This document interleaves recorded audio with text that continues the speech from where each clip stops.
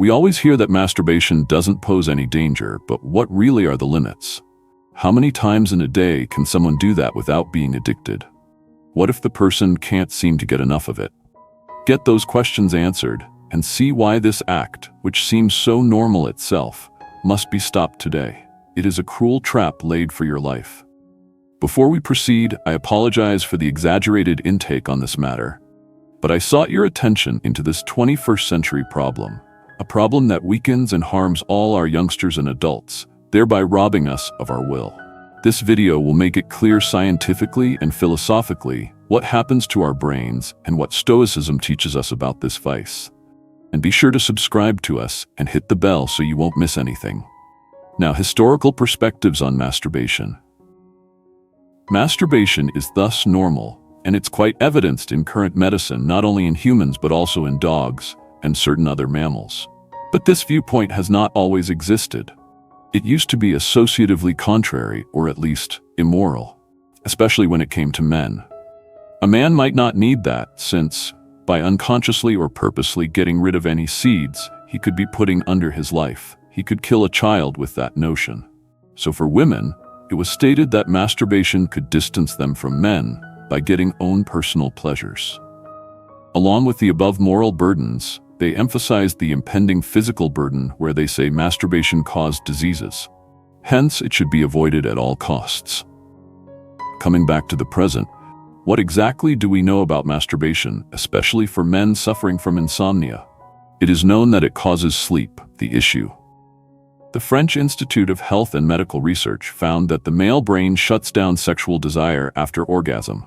The cortex, the part of the brain responsible for conscious thought, goes to sleep after the man climaxes. This inhibits the desire to continue sexual activity and eases sleep. This explains the reason why many men fall asleep after sex. But what is wrong with it? Well, this is all hidden within one of its many benefits. A trap. If you frequent this channel, then you know what I mean. Masturbation releases dopamine in your brain. This is the feel-good hormone that gives calmness, reduces stress, and rewards us. This is dopamine. Addiction to dopamine. Dopamine is a substance that gives great pleasure and is highly and quickly addictive. Hypersexuality disorder is an example of hypersexual use of this type, encompassed in the Diagnostic and Statistical Manual of Mental Disorders within the obsessive-compulsive disorder category. The mafia is also one of the agents that has caused the destruction of many minds and families. There is nothing to restrain you, and you eventually become a slave to yourself, becoming a victim of lack of control. So one ends up seeking prostitution, sex with multiple partners, and, as was seen in a previous video, indulging heavily in pornography. All of which are ways that a dopamine-stuffed brain seeks to get pleasure. What to note is that addiction to masturbation stems from chemicals produced in the brain, and as that addiction reinforces itself, our brain has adapted to the release of these substances. The mind feels compelled to look for the processes that evoked the initial pleasure stimulation. Your brain starts to crave more and more dopamine in order to attain the same amount of pleasure that it felt initially. You'd have to look out for how you masturbate always, because your brain reaches an extreme when it determines that the release of dopamine is high, thus starts to block some of its receptors as a desperate way of halting you. As a result, the person performs the pleasure act, in this case, masturbates, but gets nothing, which frustrates them more than they already were excessively masturbating to satisfy that hunger for pleasure.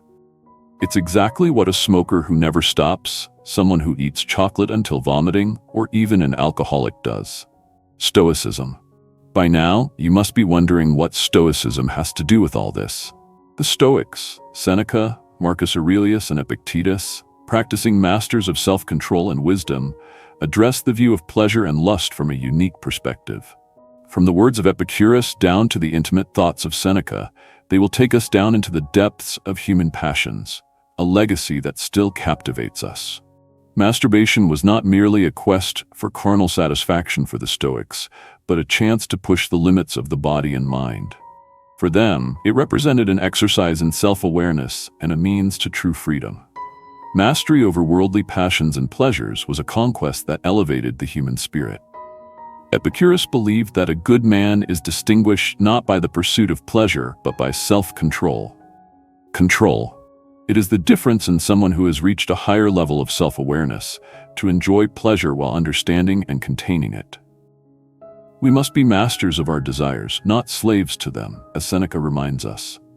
With his philosophical perspective, Stoic reflection on masturbation is not just repression, but deep understanding and self-mastery.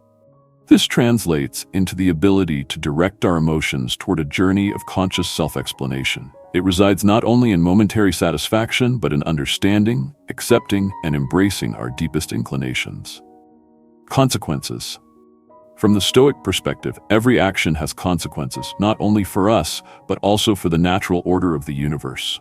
We are no longer in harmony with nature, as the Stoics valued so much, when we give in to our most intense desires, such as uncontrollable masturbation. We become prisoners of our desires and drift away from true inner serenity. An emotional whirlwind can arise within us when we are caught up in compulsive masturbation, where guilt, shame, and dissatisfaction become constant companions. The Stoics teach us to control our intense emotions through introspection and self-regulation. By consciously facing our emotions, we learn to manage them healthily and constructively. Motivational tale. However, the Stoics encourage us to find inner peace within ourselves. True satisfaction lies in our self-mastery and our ability to find joy in what is simple and virtuous. Allow me to share a personal inspirational story. I knew one person who struggled with compulsive masturbation, turning to it as a temporary hiding place and indulgence, but storming into emotional turmoil afterwards. Through the reading of Stoic literature and their self-control and self-regulation, this individual became a changed person. They would fight their desires and emotions consciously, finding happiness in the exercise of self-control.